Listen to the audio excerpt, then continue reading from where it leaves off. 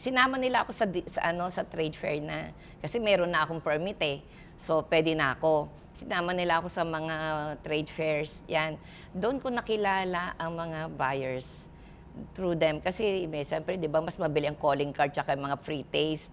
Nung natikman nila, ang kagandahan sa akin, hindi ako naghanap ng buyers. Sila humanap sa akin.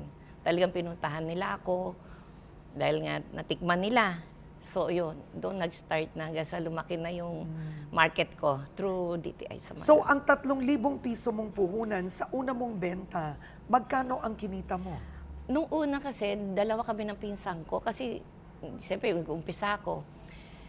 Sa loob ng 1 week, ang kinita lang namin is, tig 700. Sabi no, isang linggo, tig 700 lang, parang umayaw na agad siya. So sabi ko, hindi, total, dalaga pa ako that time eh. Sabi ko, wala namang masama kung ito lang kita mo. At least nakaraos yung 1 week na hindi ako umasa sa magulang ko. At least may pera pa ako 700. So, yun, nagtuloy-tuloy pa rin ako. Doon nga na-meet ko yung DTI. Natinuruan ako paano sa costing.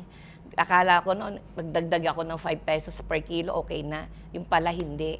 Maraming mga dapat na sundin mo para sa costing doon. Tapos, siyempre, para maging social, kailangan mayroong branding. Yun, tinuruan ni rin ako. Through seminars, lahat yan seminars. Panoorin ang kwento ng kanilang pag-asenso sa Facebook page at YouTube channel ng Department of Trade and Industry.